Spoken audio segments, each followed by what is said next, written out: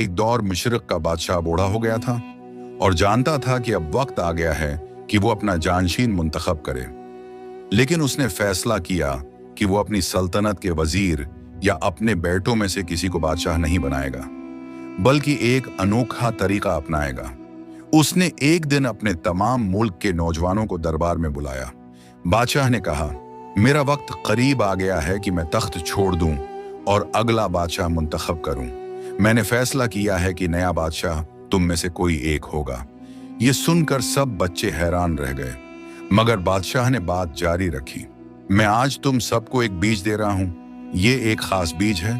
तुम सबको उसे अपने घरों में जाकर जमीन में बो देना है, रोज पानी देना है और 1 साल बाद तुम्हें उसी बीज से उगा हुआ पौधा मेरे पास लाना है।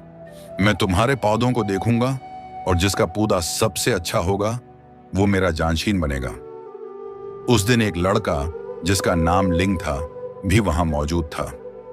उसने भी दूसरों की तरह बीज लिया और घर जाकर अपनी मां को सारा वाकया बताया।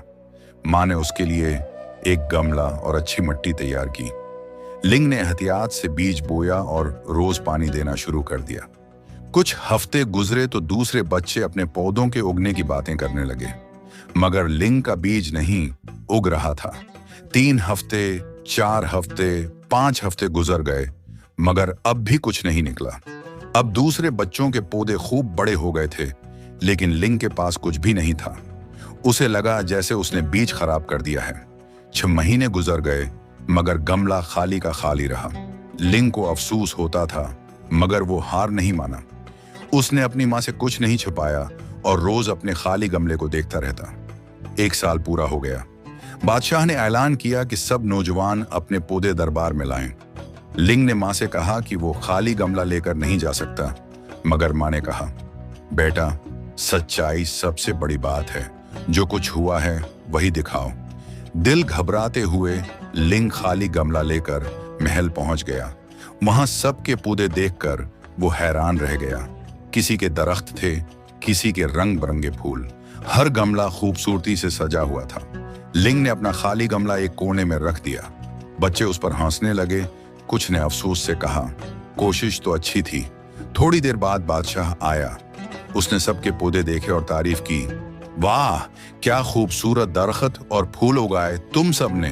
फिर अचानक उसकी नजर लिंग पर पड़ी, जो पीछे छुपा बैठा था। बादशाह ने सिपाहियों को हुक्म दिया, उस लड़के को आगे लाओ। लिंग डर गया। उसने सोचा, बादशाह को पता चल गया कि मैं नाकाम हो गया हूं, शायद वो मुझे सजा देगा। बादशाह ने उससे पूछा, तुम्हारा नाम क्या है बच्चे? मेरा नाम लिंग है हुजूर। सब बच्चे हंसने लगे। बादशाह ने खामोशी का इशारा किया और कहा, लोगों, आज से तुम्हारा नया बादशाह लिंग होगा। पूरा दरबार हैरान रह गया। लिंग खुद भी यकीन नहीं कर पा रहा था। उसने तो बीज उगाया ही नहीं, फिर वो बादशाह कैसे बन गया? बादशाह ने मुस्कुराकर कहा, 1 साल पहले मैंने तुम सबको जो बीज दिए थे वो उबाले हुए थे। उनसे कोई पौधा उग ही नहीं सकता था, मगर तुम सबने जब देखा कि बीज नहीं उग रहा तो तुमने दूसरा बीज लगा लिया।